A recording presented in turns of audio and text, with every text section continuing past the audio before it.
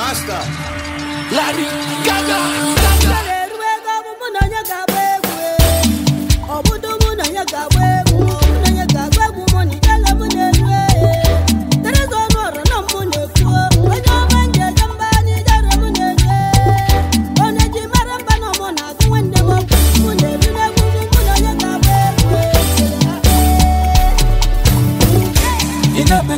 Achoramima, ayo.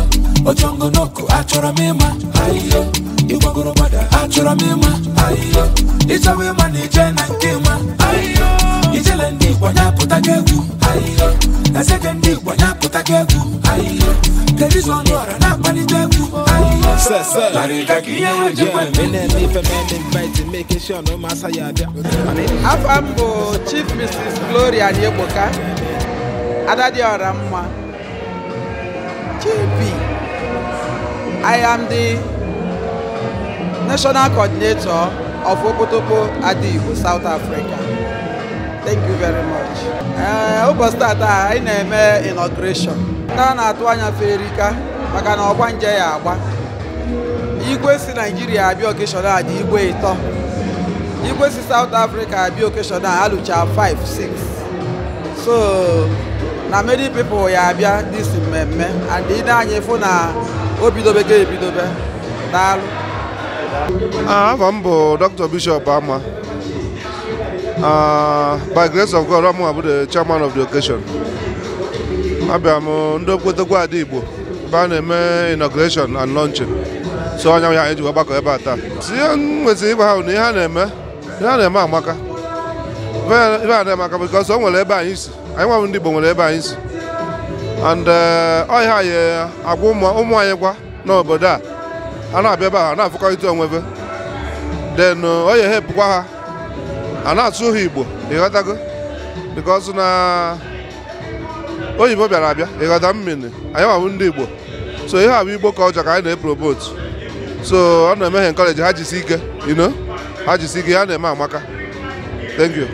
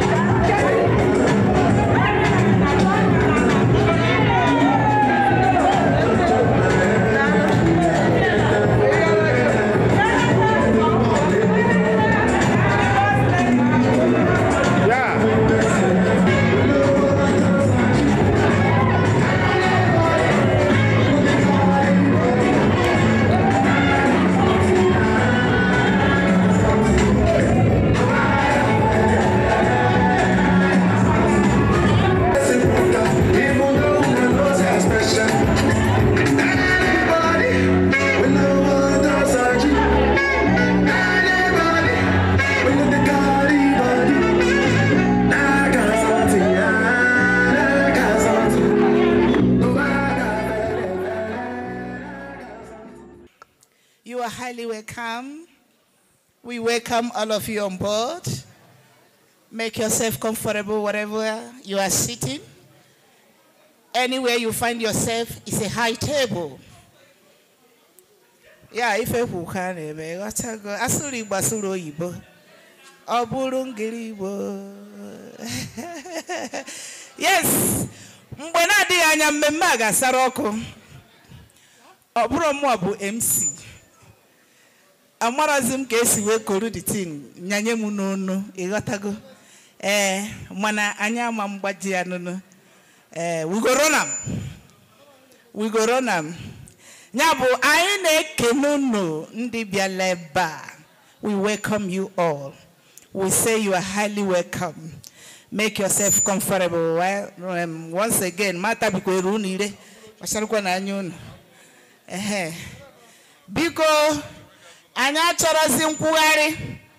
Makanyabu mmega sarako any moment from now. As you can see, ako aptago, meme bidogo, ife mebego. So onyobo na welochie. Biko natufu oge. Awe mikowa onwem onyembo because onu manambi ofuru oraneza umasiro mofuma. Yes, makowa onwem. Onyonu na noni ebo akuwan na sebidi.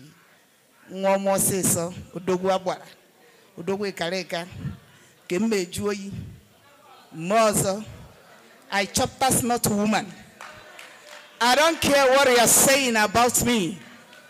Please, Sion, it's up to you. Sion, whatever you like to say about me, Sion.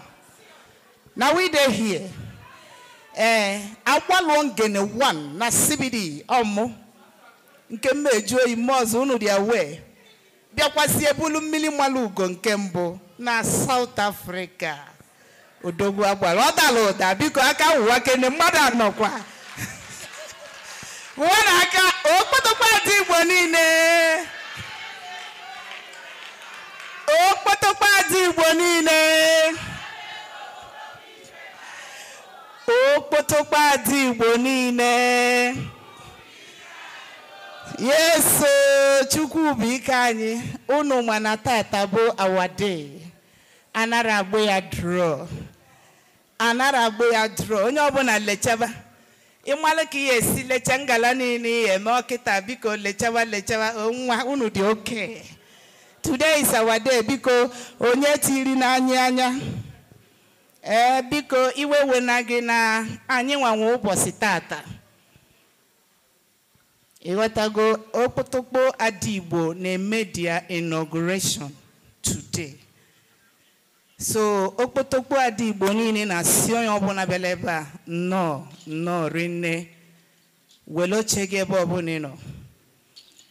Aizulifa na emekwa aka. Ai nwele ife niile. Relax, enjoy, celebrate with us.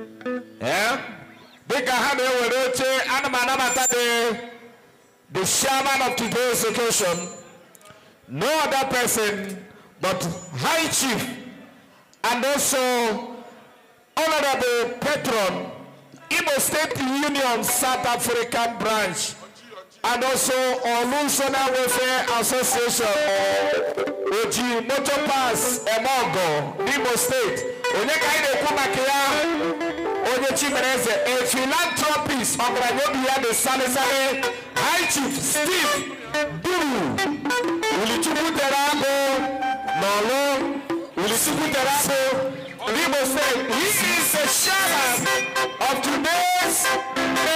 today's occasion.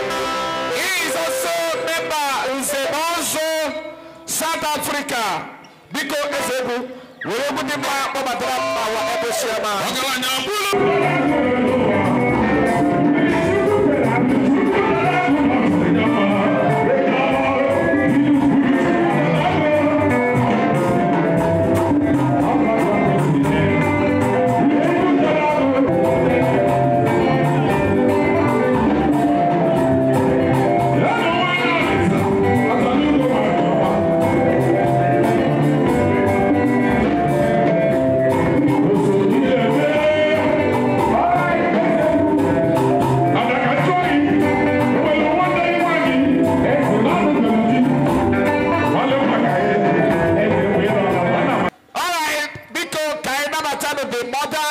Of today's occasion, onye kapneku makia okolo kalesia de na wanye achalugo wanye manaria wanye nwere ngabase ebe o nwere ihe dị iche anya ụtụtụ wanye ya ọhụrụ na Nigeria wanye ahụ Sky Bank ya na Sky Bank ọwụ Diamond Bank onye ka ị na-ekwu Chief Mrs. Edith Udodi Osodieme to the high table.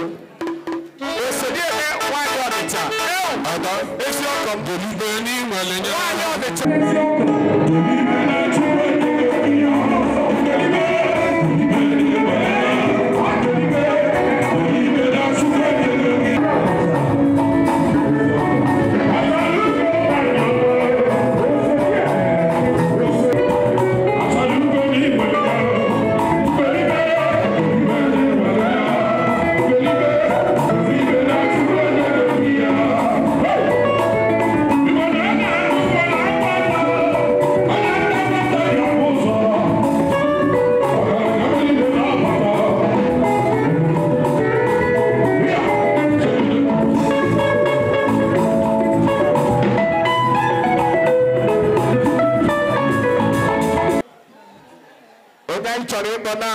Professor yala lole ya biko gemra na ego ha akwụkwọ na apụ n'ụzọ to avoid the ime asora go ibo na get the was of your accused owo fortune Professor and Mrs. Wawo Obeziribo biko yala lole ya to the high table gbalene ya na ekurumie lega honu si na acha white Professor Banu Rumo Ebia Keleweg now, who he get them now be see. Yeah, Bia to you now, big exam. Yeah, but him to away go. Yeah, Lolo, welcome, Professor, sir. You are highly welcome, sir. Okay, Dika Professor Alolo Newerote, I'm another the chief launcher, Amambo Rutele. Oh, now the bullion van, heavyweight. One of the heavyweights I'm going to be down. The chief launcher of today's occasion, a philanthropist, the only man. This year, man of 100. Comere, account to her, aqua million. Both Nigeria and South Africa of Okpotokpo Adaigbo State. Odeka Inokumakia, Chief Roland Ayogo, Ezomogo, Nenugu Ezike, Ezomogo, okay, still on the way. Yes, not to fuoge. Aina nabata. Isiafuru ekwaboku. Okpotokpo Adaigbo Niile. Worldwide. Aina nabata onyisi nyabo ambassador iyom Adatu Ugona Bunisi Adeje Jemba. Okuno Fulia, Odaloda. Ada ejejemba. Ada tugona bunisi. Biko onye egwu wele egwu di mma nabata ya na odiro ofele.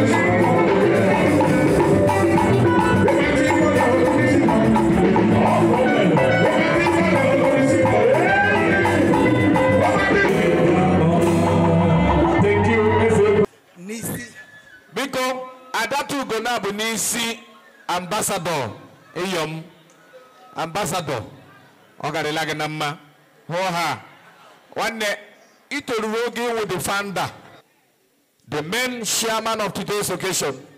According to the direction High Chief Uche Ama Karioso Nkizu Karioso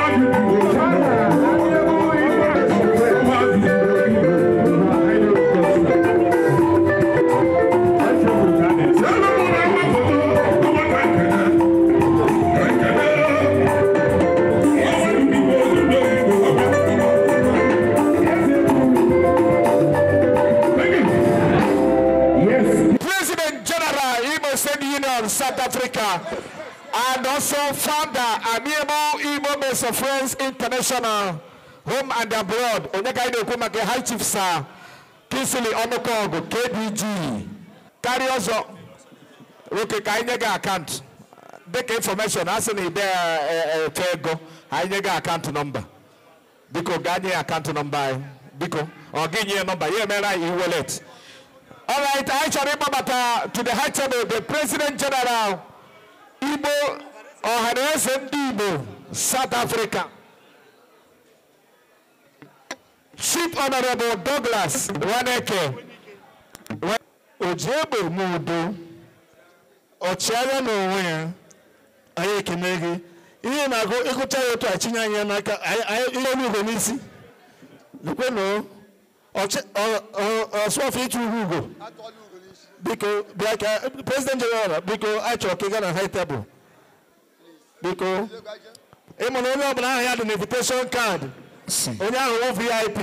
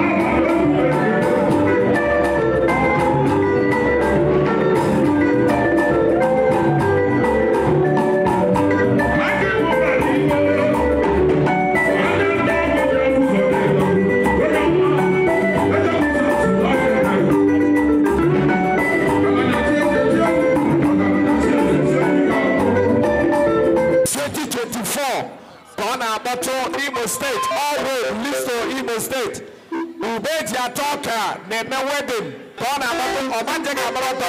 Give me see that occasion.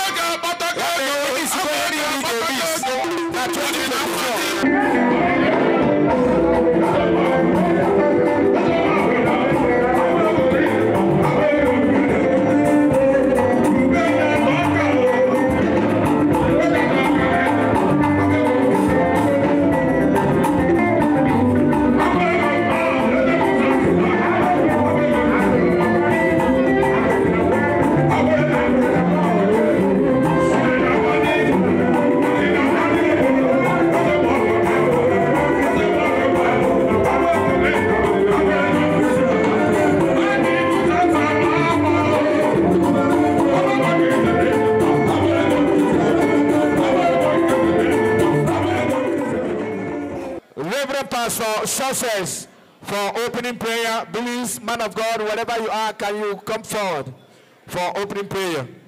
Hallelujah. If you are alive and Jesus is alive in you, wave those hands and shout hallelujah.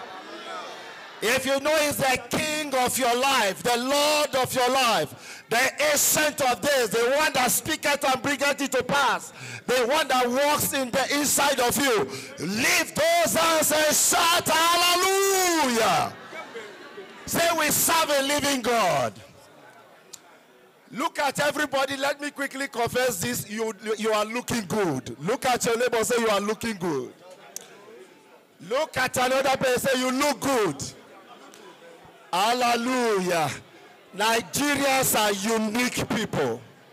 Nigerians are wonderful people. You are gorgeously and fabulously dressed. And more importantly, you look Nigerian. If you know you are a Nigerian, put your hands together for yourselves. I can't hear you. I can't feel you. Put your hands together for yourself if you are a Nigerian. Hallelujah. Amen. Before I conclude my prayers this hour, we were in my sitting room, I and my wife. Listen to this little story. It will inspire you to pray. Hallelujah. And suddenly a woman began to pass by my street. And that woman began to soliloquize. She began to complain, Mama, is pastor still alive? How come pastor is still alive? Early in the morning, 6 a.m. And my wife beckoned on me and said, come and see what this woman is saying. And we look at her. Her complaint was, why is pastor still alive? Amen.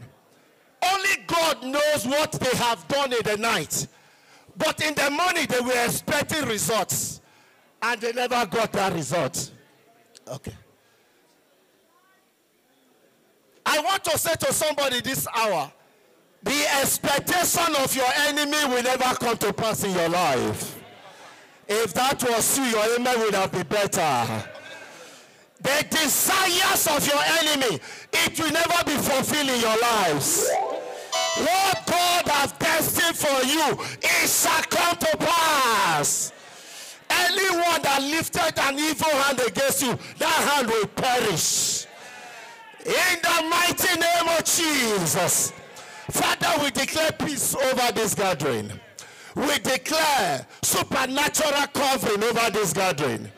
As we are gathered to celebrate, nobody will use us to end the end of the year. I want you to say it, I will see the end of this year. This year will not see my hand. Say it again, I will see the end of this. Good evening. Igbo Kwen.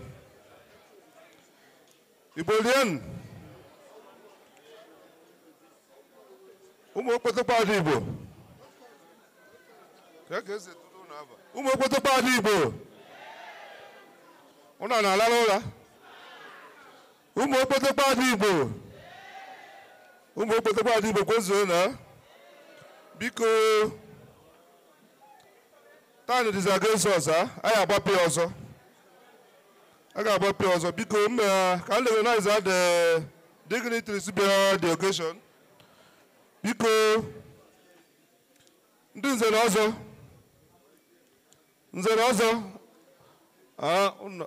Yes, because I can among. And there's a people. No, there's a Chairman. President, I greet you. Millennium.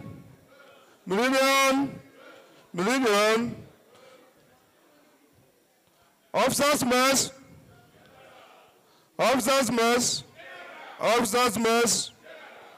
Thank you so much.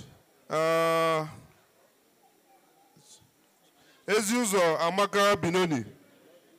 As usual, Ekaramono.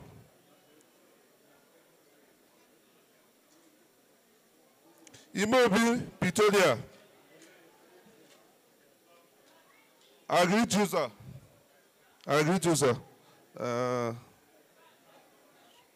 Nzukọ ndị Igbo na Pitolia. Ndị nzukọ ndị Igbo ekere m. Oya iche Pitolia ka ọ bụzi. OPU South Africa. Ekere m. Nwasa ụmụada Igbo Enugu Adịide ndị nze ndị ọzọ ụmụada Igbo South Africa biko onye chetara nke kasịa anyị nwere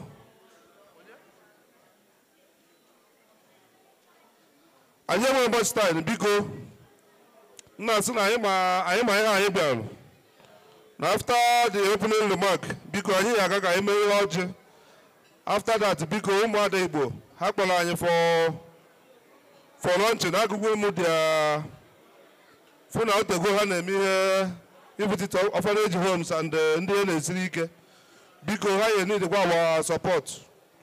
So after ye koronot ọbụ na ero na lunch biko ka anyị gbakọ ahụ support ụmụada Igbo. Okpotokpo Adaigbo Kwen. biko unu ebupụta ọjị biko ka eme ebe dị n'ọjị na time na-atọrọzi ya. Thank you. Okay, Igwe, ana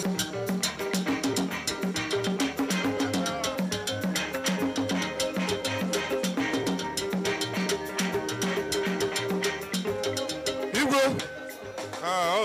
ịma anya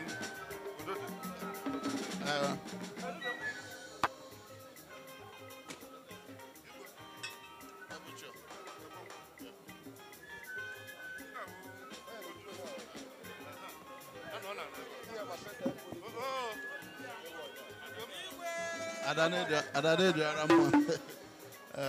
Unamela, Ndawon. Okpotokpo Ada. Unamela, I am Igwe ahụ ihe juwe. Asị m ka anyị gaba n'ihu. Igwe nwere ọjị. Yeah, thank you. Biko.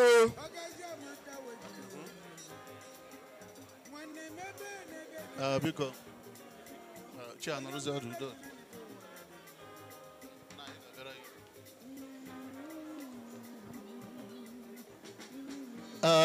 Igbo mma nọ. Biko chairman anyị ekenela gị. Nzanọzọ kwenu. Nzanọzọ kwenu. Nzanọzọ kwezuonu ya. Biko anyị ga-aga n'ije ọjị a. And our patron nọ here. Ka ị gara ije ọjị a. Ka egbuo ya na nkenke.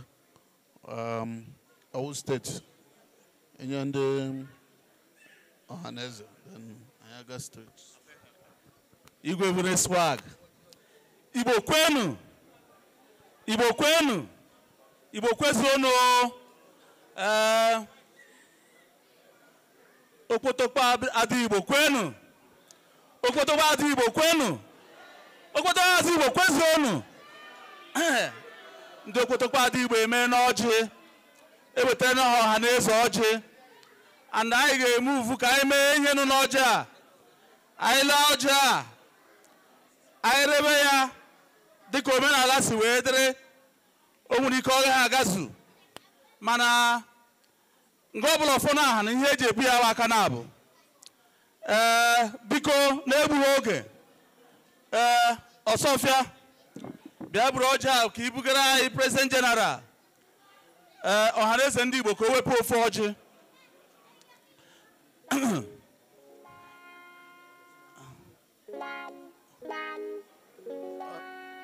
Je nyeze enwere ike nke iwere ka o weta.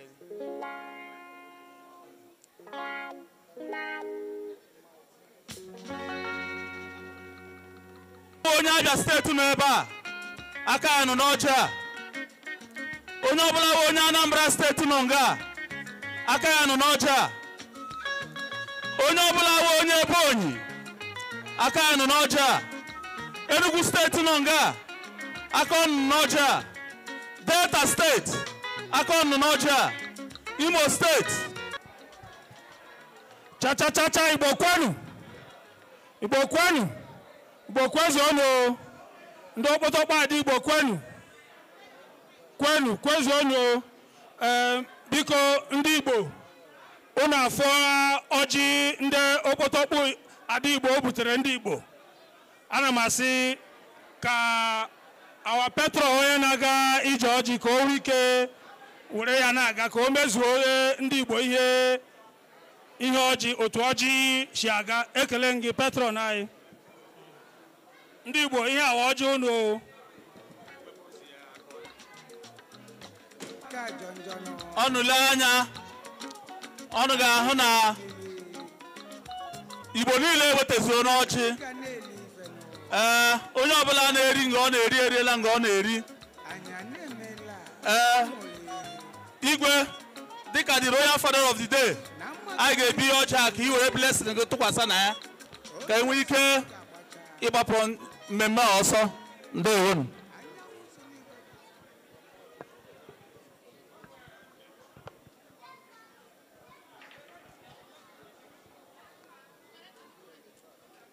Biko Chidalagu anyị ekenela ndị Nzanọzọ ekele m unu. Ohaneze ekene m unu.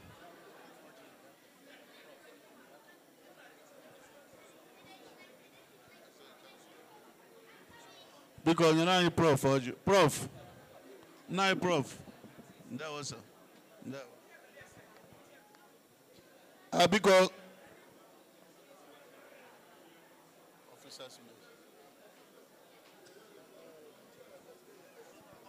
Ganya ndị officers mess ọjị biko. Biko nu. Ka anyị mee n'ihe dị n'ọjị a biko nu.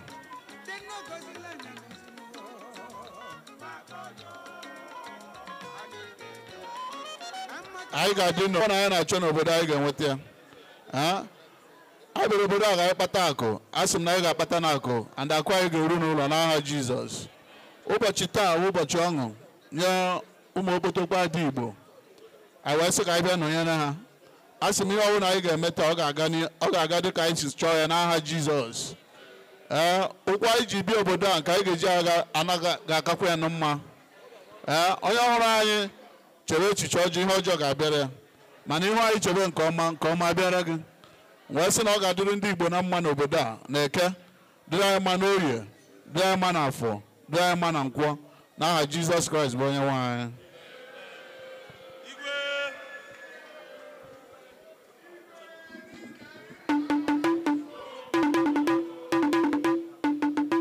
I am calling on the founder of Okpotokpo Adaigbo for brief history of this very organization. Uhuru Chiamano. Oh. Uhuru Chiamano. Ndewo. Ana m ekene ọra na eze. Ndị Igbo nọ na South Africa. Asị m nke onye chiri nya zelo. Daalụ na ana m welcome unu n'aha Okpotokpo Adaigbo Niile worldwide. Okpotokpo Adaigbo Niile worldwide a na-ekwu bụ ma Okpotokpo Adaigbo nọ na Nigeria, South Africa, United Kingdom, United States of America, Houston, New York, Canada, Ghana, Ireland. N'afọ ha ka m kwuo ebe a wee na-ekene unu ncha wee na-asị unu daalụ unu bata wee sị ka unu nọnyela anyị ka anyị wee mee the grand inauguration of Okpotokpo Adaigbo Niile South Africa chapter. Okpotokpo Adaigbo Niile worldwide bụ organization m ga na-asụ Igbo na-asụ oyibo. Okpotokpo Adaigbo Niile worldwide bụ organization dị divinely inspired. I bidoro Okpotokpo Adaigbo Niile worldwide in the year 2020. Mana before I bidoro in the year 2020, in the year 2006, in the month of March, Bumbe Abalama organization now. Details of it test weba ma bihenke weba makana yenwege oge. Divinely inspired bụ anyị ncha bụ Kristo agwa m na o nwere ọgbakọ ụmụ nwaanyị ga-eguzobe in the year 2006 and na no ga-agbasa mba ụwa niile no ga-aba na at least 50 countries of the world in the year 2006. Ọ gbagwoju m anya as of mgbe a na-agwa m ya eluo 2020 at the height of that COVID mgbe anwa nwere na-apụta ụtọ anyị wee guzobe Okpotokpo Adaigbo. O bido na Nigeria wee si ya wee bata South Africa bụ the first diaspora chapter anyị nwere n'Okpotokpo Adaigbo Niile worldwide. Onye mee na obi dị m obi aṅụrịrị nne na ihe a na-eme ebe a taa maka na South Africa bụ the first diaspora chapter enwe so many issues gosili ihe eji wee hiwe Okpotokpo Adaigbo a. Biko nu allow me to read from what we have here. Okpotokpo Adaigbo Niile worldwide, OAN, is a socio-cultural humanitarian organization. It is positioned to salvage our Igbo language and cultural values from extinction. As the rate at which the younger generation is not able to communicate in Igbo language in the name of westernization is quite alarming. Younger generation anyị ụmụaka anyị onwezo na-asụ Igbo.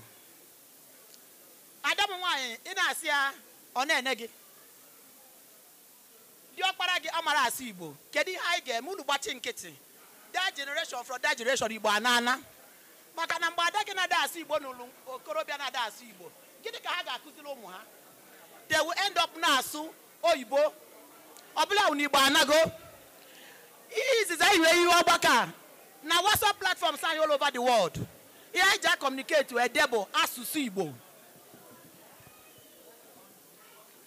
asụsụ Igbo ka anyị ji edemede even though na some of our women yebewakwa tibe n'ihe ha na-edebe na ha na agụta ya asị akwụkwọ onye Igbo ka ịbụ ịma gị Igbo gịnị ka ị ga-asụrụ nwa gị anyị nọkọta anyị dee anyị ede n'oyibo wee interpret ye anyị ka ji inwe the youth platform of Okpotokpo Adaigbo ebe ụmụ anyị niile no all over the world ndị a mụsị n'obodo oyibo famara Igbo asụ we put them under a platform WhatsApp platform mụnwa bụ ihe bụ the founder nọ na all the platforms niile jikọrọ Okpotokpo Adaigbo niile world in all the chapters of the world so a na-akụziri ụmụaka anyị etu esi asụ Igbo.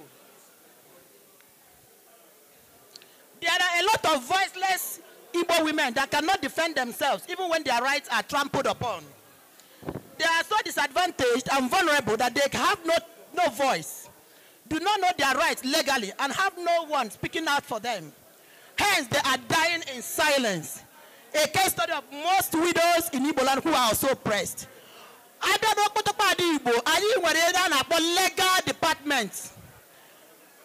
That legal department in our WhatsApp platform, the lawyers know they are now, the 37 of them. Gịnị ka ndị lawyers a na-eme? Ha na-ebe a ikwuchitelu ụmụ nwaanyị ọnụ fa. Ndị na-nwere ọnụ okwu, ndị na-nwere ego eji ego lawyer, ndị na-enweghị ka ha ga-esi wee mena mkpa bịakwutelu ha. Anyị na-aga na prisons. Anyị agago na prisons, Kirikiri female prison, Amawbia, different prisons, Suleja prison, Oji River, chapter by chapter with our lawyers. I all NGO, we write to the Controller General of Correctional Center. From Abuja, they will give us approval, and we move. We have opportunity to engage you on a prison on one-on-one. I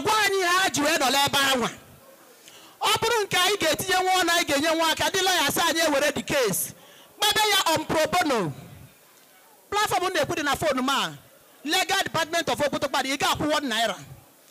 Okpotokpo Adaigbo member can now oppress. You is okay now. Okay. Therefore, okay, Ethiopia. Member Okpotokpo Adaigbo, let's go Mechironia. If you open your voice, open your mouth, the legal department headed by Barrister Olasika, who is the international legal advisor, they will take it up. Yes. Our Igbo women need to grow up, not limiting themselves to their kitchen offices, but integrate themselves in policy making through politics, nation building, and governance. I assume the Igbo put on when on Wokumwine. Open the vote, better election. Engage yourself. So to vote. Don't end up in the kitchen. Bayano politics. Malunu kunu game kunu onunu no. I believe Nandi Tiano Munai Woke, ni uncle side there bar. Gas support to Mwine. Makano no wine on our Chichedi and Nigeria maneme. Obania. Obunu Mwine Jide power. EHNJ because one you more to us Yakbaya. Why be an attacker for no set here? What land Yakita, wine, no mazi. Oh, I can't the Calinis. Oh, and that you will put a Adaigbo. Come up on yourself. I believe that every woman has great potential imbibed in her. Every woman is a potential. One you prefer. And is an Okpotokpo Adaigbo. Great or quintessential women. One you are put away Lulu Oba. I believe it means quintessential. Every woman has element of quintessence, element of excellence. I went ask one bidon na bambo. Housewife you cannot be a housewife or one kid with that's Okpotokpo. But one number can you know to kid neti. Neti aqua of man to show you can. Go in and me of Macao Malogi.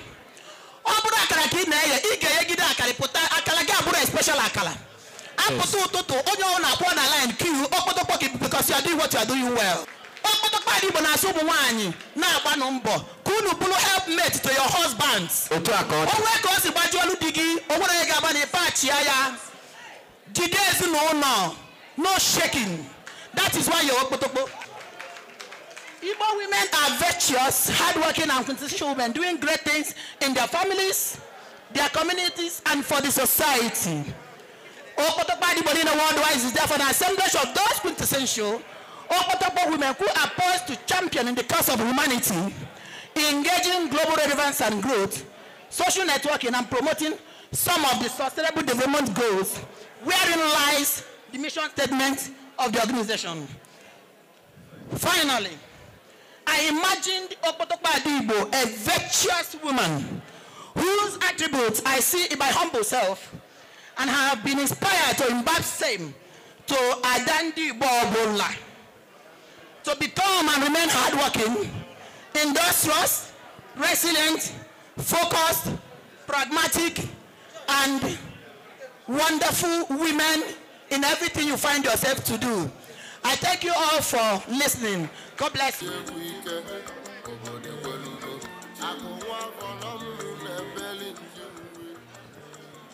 Okpotokpo Adaigbo Niile. Okpotokpo Adaigbo Niile. Okpotokpo Adaigbo Niile.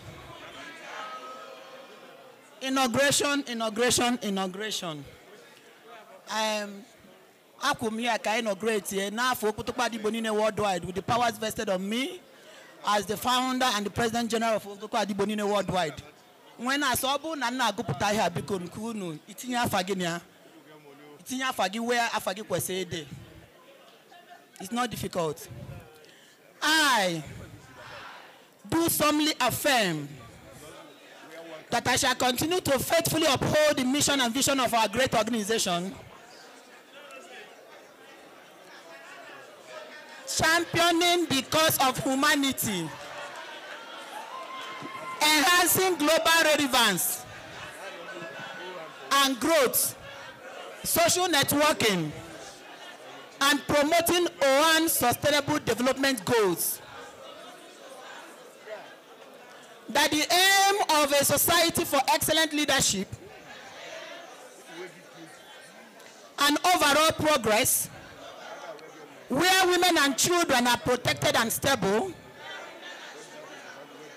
shall be upheld, while bearing true allegiance to the Constitution and bylaws of Okpotokpo Adaigbo Niile worldwide. So help me God. And so, don't say this. And so on this day, the 29th of October 2023, with our patron beside me, on behalf of the Board of Trustees of Okpotokpo Adaigbo Niile worldwide, by the powers vested on me as the founder and president general of Okpotokpo Adaigbo Niile worldwide, South Africa chapter is hereby formally and officially inaugurated in the name of God the Father, in the name of God the Son, in the name of God the Holy Spirit. In Jesus' name.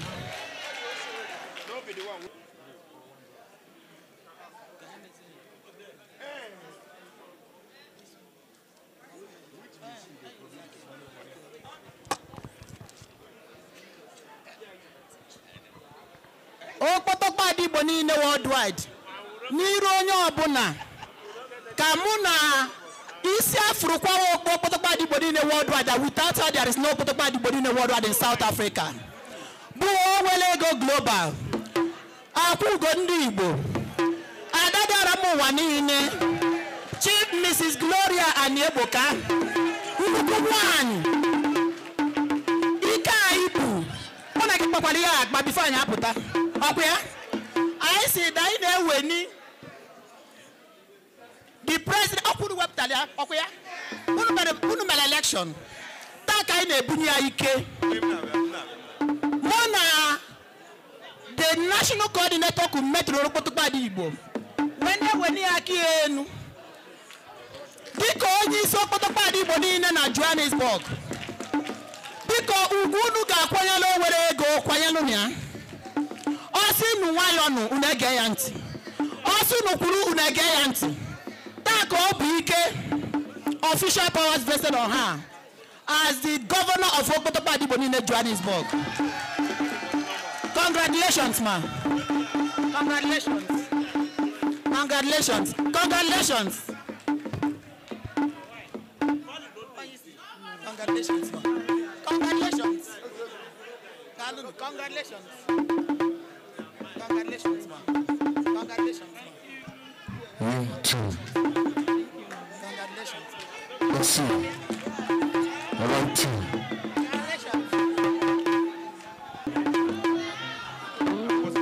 Fantastic. Absolutely fantastic. Thank you. Thank you. Thank you.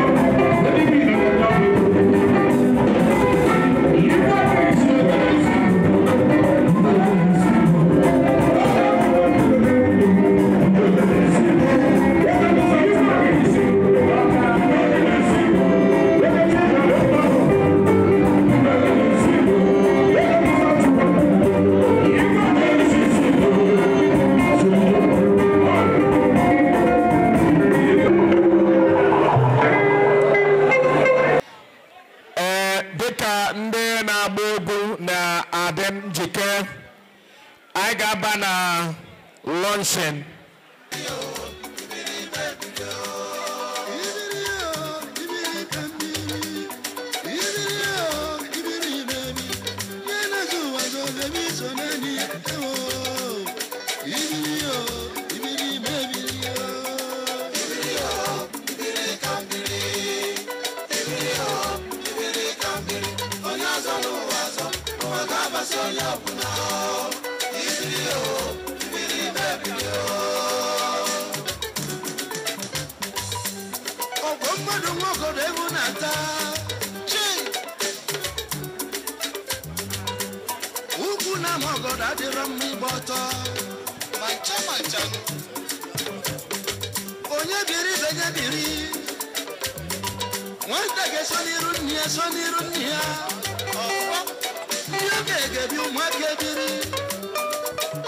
Leaders of tomorrow, baby.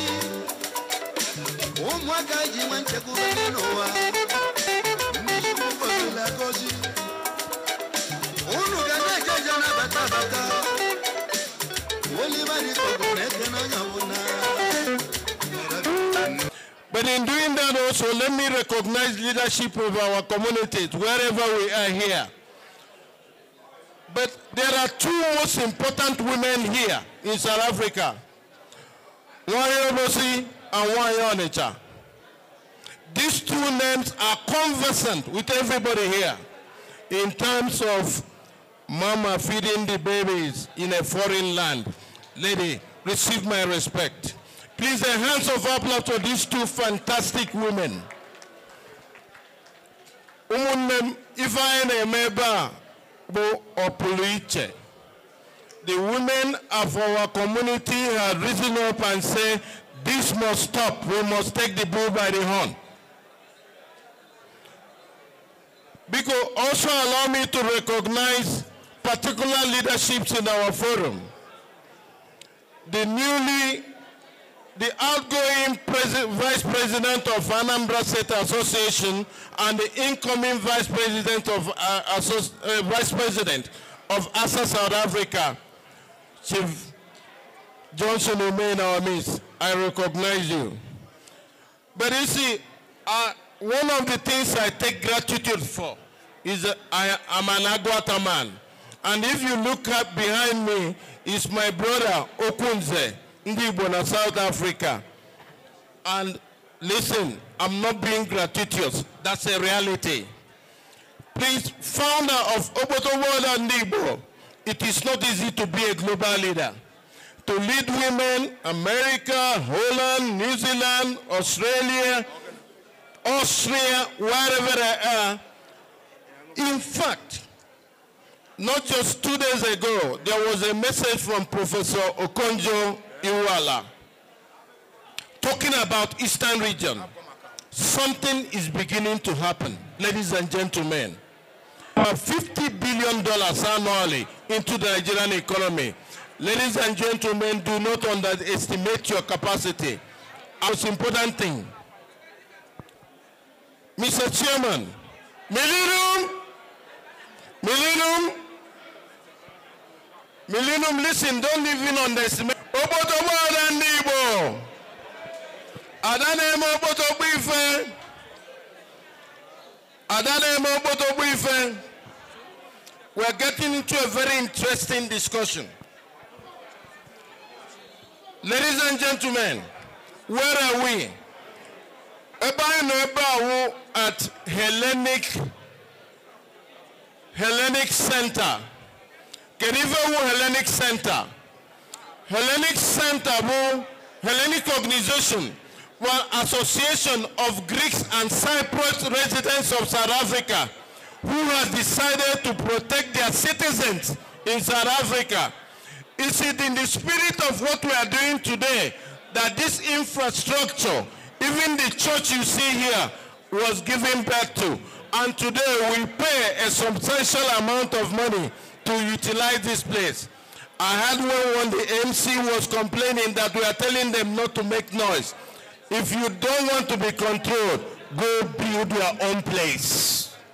Ladies and gentlemen, Okpotokpo Adaigbo South Africa has decided to bring to us a launching of building the Nigerian Civic Center in South Africa.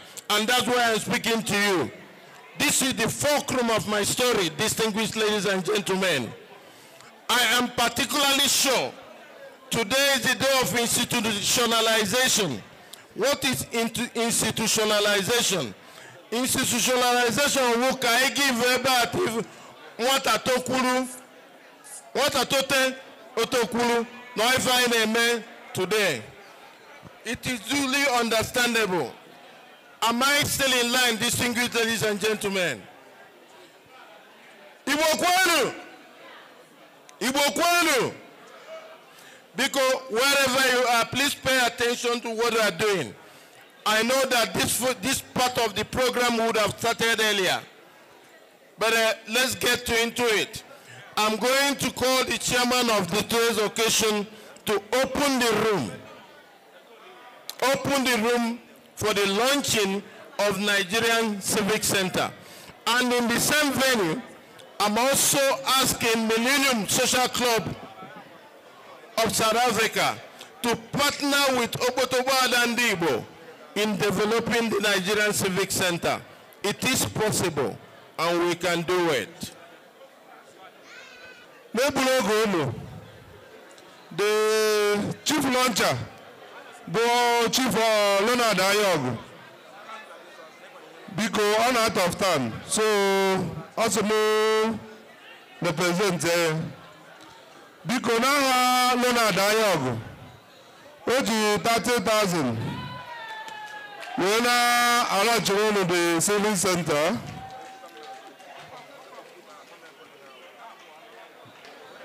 Missimo the Bishop Bama, which is 20,000. We're allowed to run the own name. Because another Alama, the Millennium Friends, the 10,000. We're allowed to run the Civic Center. Thank you very much. God bless. Jesse J. Okpotokpo Adaigbo. Okpotokpo Adaigbo Niile. Biko n'egbughị oge ọnụ. I'm particularly happy today that the initiative men could not take, women has taken over. For a very long time, I've been Oboda. Some of us have stayed here for the past 30-something years. I give the sum of 10,000. We support on. Otito diri Jesu. Kelen Jehovah n'ihi na dị mma. Praise the Lord. Che Igbo kwenu.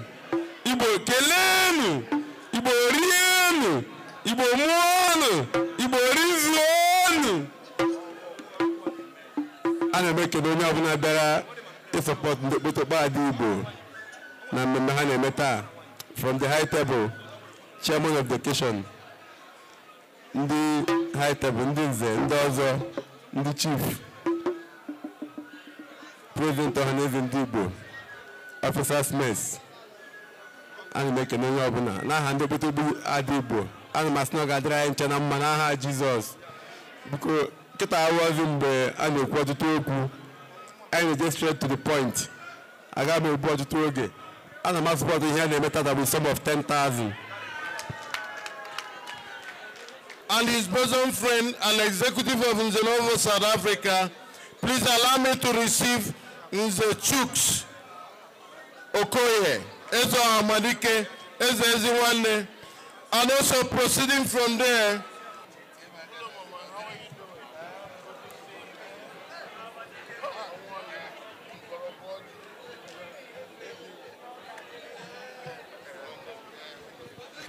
Igbo kwenu, bikono, I look Igbo Civic Center in South Africa.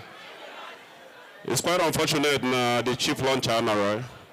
Mana nyabu ugo na also no no mana abubai na azunafia. Maka na man no no no. Onwe ike si fa ani na emeba na anyị na-abazia. Mana tata bubo. Bana ezioyim ife kwulu ife akwadobe mmeji the son of 30,000 support you. Thank you.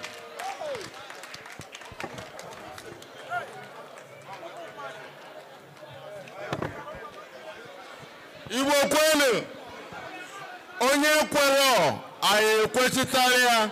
Thank you very much, Honorable Jason Osofo. Anekenege. Asị ogologo okwu adọ n'ụka mgbede. Okpotokpo Adaigbo kweso unu dayo mma. Every protocol is observed. Man, very precise. You remember, Madam Ma.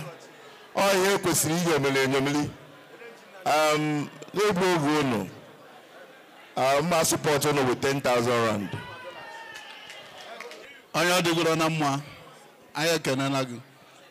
Igbo mma mmanụ. Officers mess dị ka ọ na-eri ife.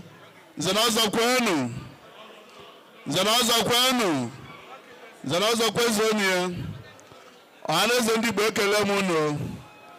Our president ọ ga-adịrị gị na mma. The secretary iji egbe eme udo. Ndị Okpotokpo Ada ekele m unu. Biko anyị na-ekele unu. Anyị ahụgo aka unu hụkwa n'ebe unu na-aga. Anyị na-ayọzi Chineke ka ọ maa amara ka unu ruo n'udo n'aha Jizọs. Biko n'egbughị oge ọbụla. Aga m eji 10,000 wee support ihe a na-eme ndị ọwụna. Biko nke onye chiri ya zero. Ọmụwa wube ji atọ ụka. Anụ m ekele ndị nze na ọzọ n'ebe a. Igbo abụọ ga-afụrụ gị. Ọ ga-adị gị na mma. Biko ihe ụmụ nwaanyị na-eme n'abalị a o juru m afọ. Na-ekelekwa nwanne m nwanyị woman leader ndị ọlụ Kate mere m so maka ya nọrọ ebe a n'abalị a wee na-asị na leadership gị na ekpere anyị na-ekpe ewu ka organization ụlọ a ka ọ bụrụ ha ga-eji maa atụ n'ụwa niile n'aha Jizọs. Biko ube nwanza awụ tee na-atụfughị oge.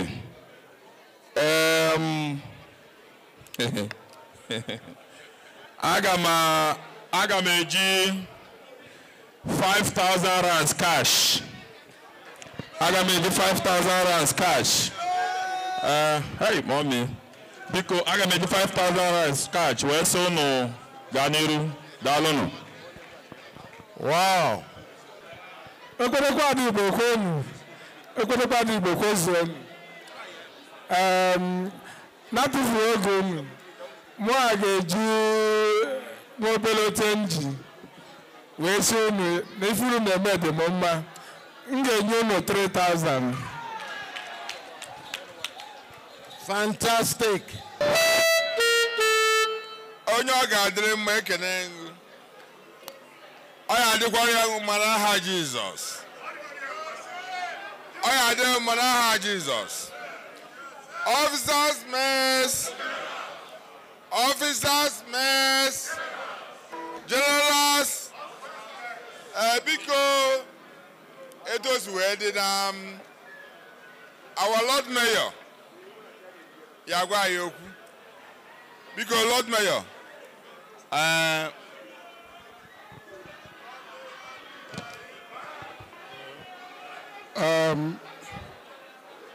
Ọhabaneze ekele m unu.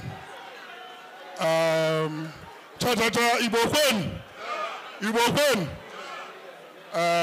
Nze na ọzọ ekele m unu. Officers mess. Officers mess. Generals. Biko ihe a ji bịa n'abalị a wee nọrọ n'etiti unu wee na-akọwara unu maka na ihe a na-eme n'abalị a na ndị Okpotokpo Adaigbo anyị anaghị abịa ebe ọbụla anyị na-ahụ na ndị officers mess ile anya enwe onye ọbụla nọ na officers mess dị less than 50 years. Ị ga-adịgodi 50 years were abata officers mess.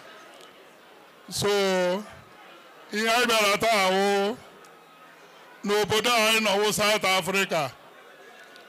Many people ewetego project gbasara ịrụ hall or whatever, develop such a thing. Ndị Okpotokpo Adaigbo present today. But ihe anyị fụrụ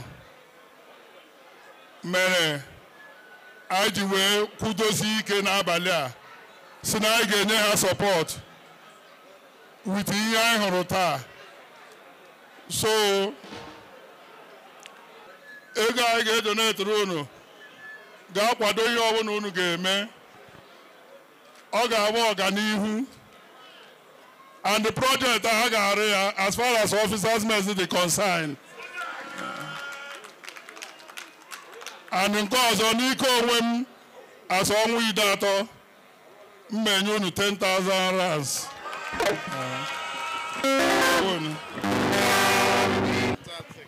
Go ahead. Good evening, everyone. Okpotokpo Adaigbo Niile.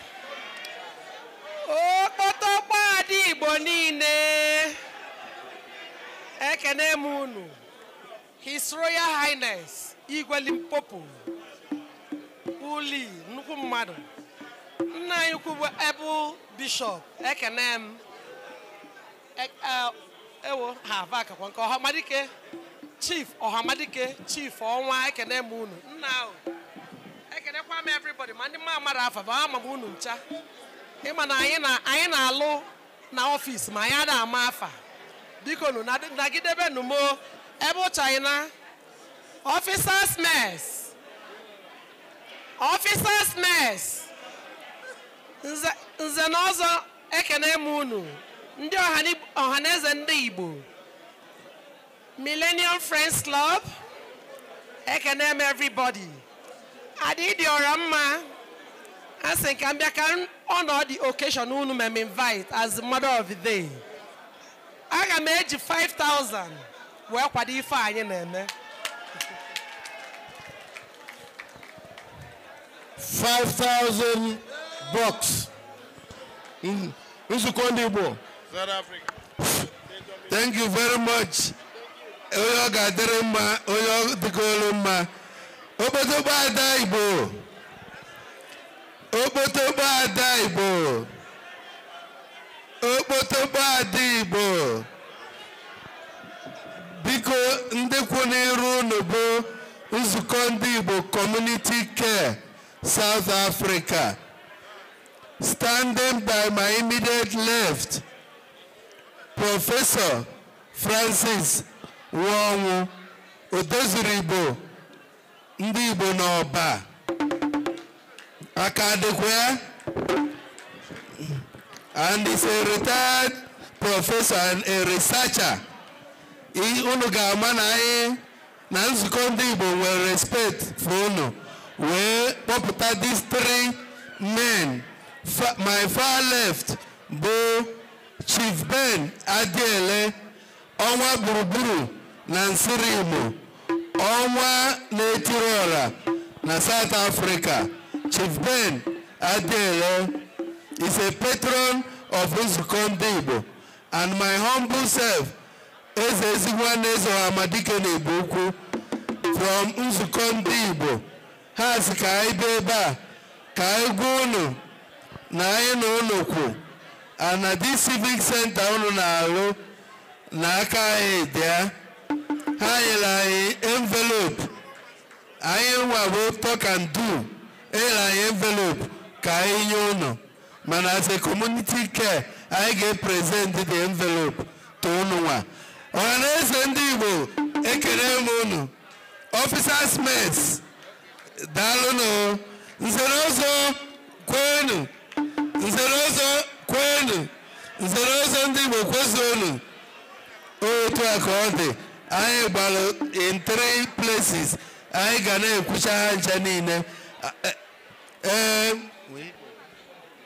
So daalụnụ so much. Anyị ncha nọkwa ebe a after nzukọ ndị Igbo, anyị bịakwara na our own capacity. Anyị ga-emekwa maka afọ agụngụ ama efukwo, afọ anyị ga-adị n'akwụkwọ. So anyị ga-eme nzukọ ndị Igbo mekwa n'afọ anyị.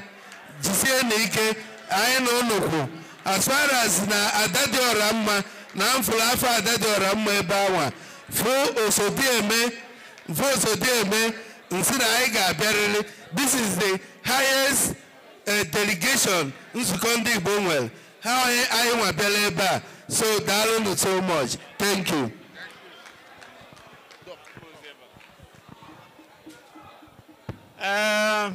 Igbo kwenu.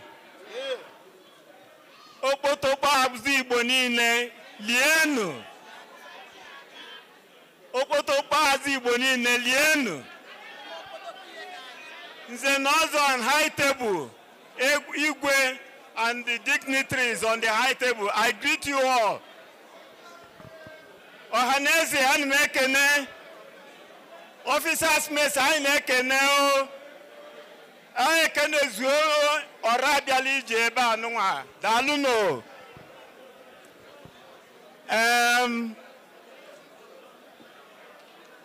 Ọ bụ anyị ife obi aṅụrị na ụbọchị dị etu a dị, maka na ụmụ nwanyị na onwe fa bụ ndị na-emesi ife ike. Ewee mesizie, ewee fụkwazie akala ụmụ nwanyị isizi na fa bụ Okpotokpo Adaigbo Niile na-emezi ife dị okpotokpo. Wee pụọ iche, wee na-asị n'eziokwu na ụmụ nwanyị na-emesi ife ike, maka na inyefe ji ịnyụba anya saa mfasụọ ụtala na ofe bupụtalụ. Ọ bụ na n'inyefe ana tupu enyo anya mgbali ịfụ na ụlọ ebe obibi adịghị ebe anwa. Nke kazi nke bụ na n'onwe ka ọ ya esi bụ onwe ebe nwoke ya esi tinyere fa mmiri na-arụ ọnwa ite naanị fe kupụta nwa. Hello, una fam n'ife na-ekwu.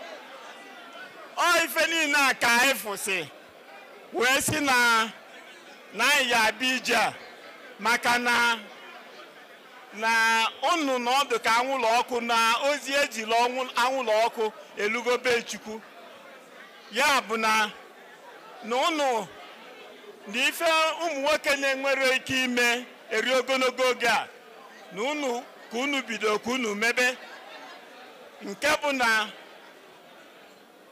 na unu na-akọwa na onye gba ọtọ ara amanye aka na pọket na ife unu chọọ na ike agwụgwụ unu unu ji wee na ayọlụ maka na onye ọṅụṅụ ọgọdọ ahụ agbasi egwu ike ọrụ eziokwu anyị wee sị na anyị akwado unu n'ụzọ ma ụzọ ọbụla n'afọ ime obi Pretoria fasị na ọ bụ na unu enyefa bank akaụntụ unu fe tinyelu unu 2,000 rands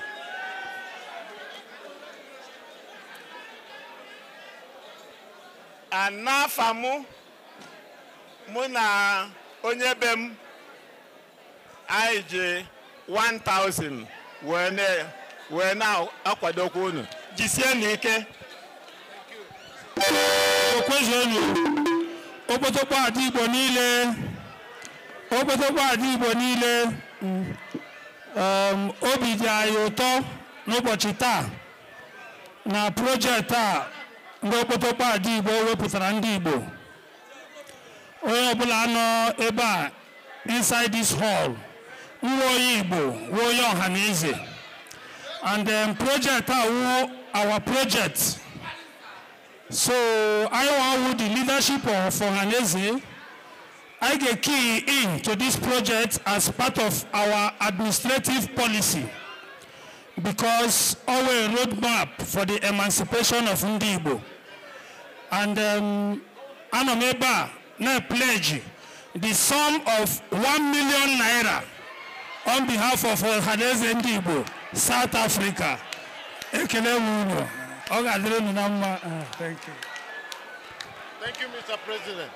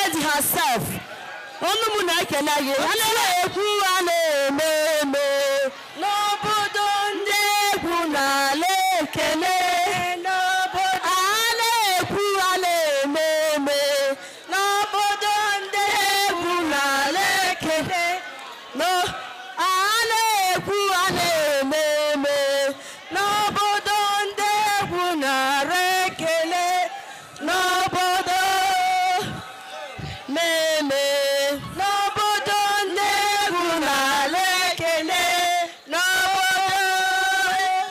Thank you. Ọrụ abịala ije bịa kene n'Okpotokpo nọ n'ọgbọ obodo ada ejeje mba n'onu meke ada na-eje Okpotokpo nwa iyi ọbụrụ ọkalịsịa ada egwu a na-eme eme ada ndị Igbo ji eme ọnụ South Africa na-ekene gị a na-ekwu a na-eme eme nne anyị n'iji anyị mma n'obodo adajara mma nne m bịa kele n'Okpotokpo nọ n'ọgbọ n'obodo akwụgo ndị Igbo nne m bịa kele n'Okpotokpo nọ n'ọgbọ akwụgo ndị Igbo a na-eme nne anyị ọchịọra ndị egwu na-ara ekele a na-ekwu a na-eme osiriala nwanne South ndị egwu na-ara ekele n'obodo ọjụgo nwayọ ma nne bịa kele n'Okpotokpo nwa nọ n'ọgbọ ọjụgo na-awele ọjụgo nwayọ ma nne bịa kele n'Okpotokpo nwa nọ n'ọgbọ a na-ekwu a na-eme eme ndị egwu na-ara ekele n'obodo a na-ekwu a na-eme eme n'obodo ndị egwu na-ara ekele n'obodo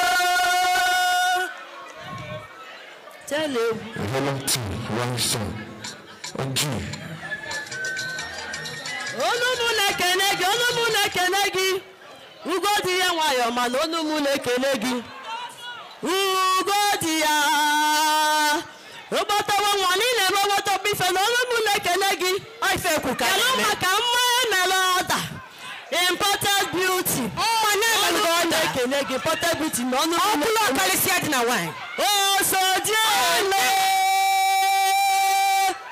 osodie mark osodie niile eme Okpotokpo ife osodie na onu mụ na-ekele gị awolobo nwa na-eme Okpotokpo ife na onu mụ na-ekele gị ọjị ofere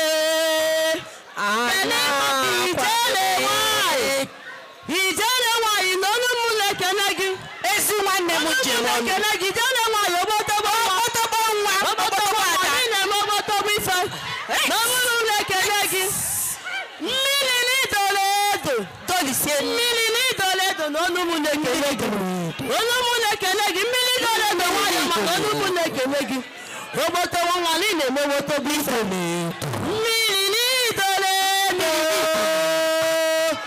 mmiri n'idole edo Okpotokpo nwa na-eme Okpotokpo ife kelụ maka ugogbe eze na onu mụ na-ekele gị ugogbe eze nwayọ mana onu mụ na-ekele gị ọta Okpotokpo nwa niile eme Okpotokpo ife ugogbe eze na onu mụ na-ekele gị ugogbe eze na onu mụ na-ekele gị ụmụ Okpotokpo nwa na-eme Okpotokpo ife okilikiri ose na nara ala ihe asị m na ụnụ ga-adị ka echi na-eche nara ọgwụ ụmụ Okpotokpo nwa na-eme Okpotokpo ife onu na-ekele gị ọjị ofele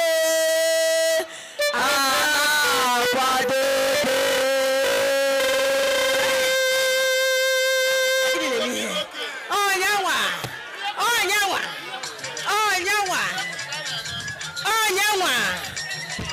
egwu oseti ahụ ndalaji egwu a na-arụ ka ọ bụla egwu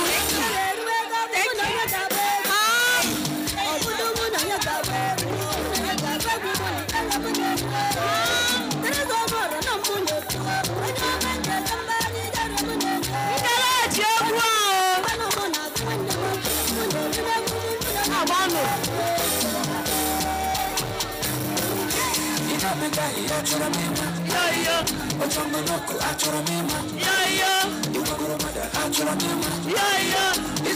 Eleti ụmụ ọgbara nkara ji egwu ahụ.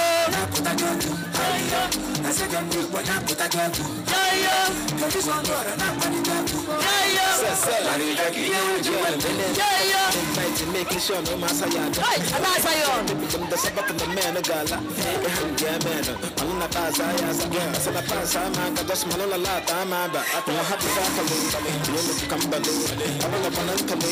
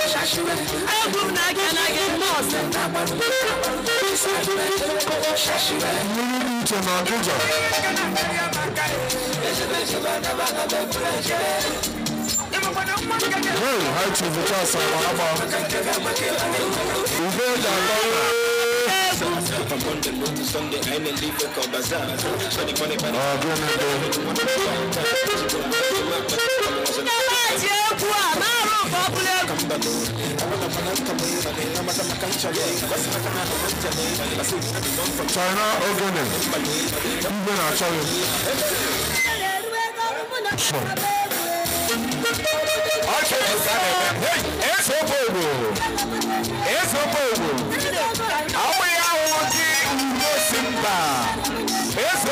South Africa. Oya ki na eme iweko. Ezobo. E mara elisi. Anyị na wela gono. Osofo. Anyị ekene gị. 2 minutes more. Why the head in no gaba now? I cannot want to launch it.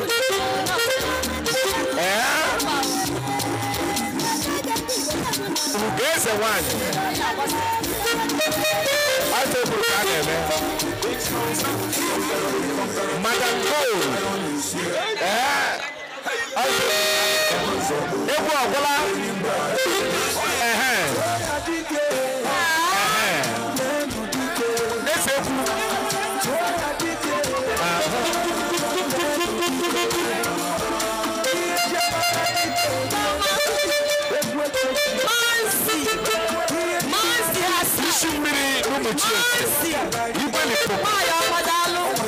Thank you.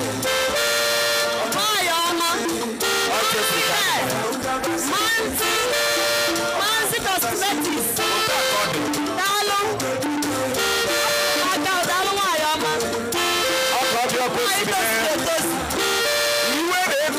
Show them some love. One head go.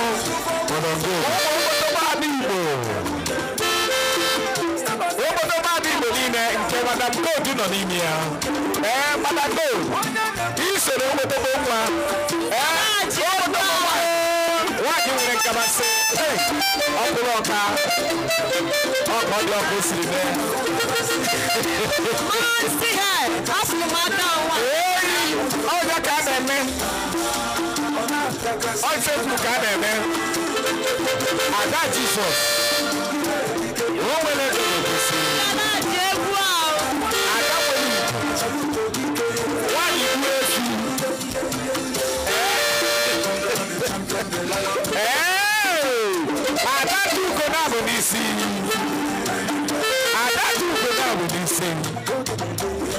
Founder, it's your God. I don't do what did you do. I don't do what I did. One now person. It's your God. After the world, also, you got to be good. 1 minute more. 1 minute more.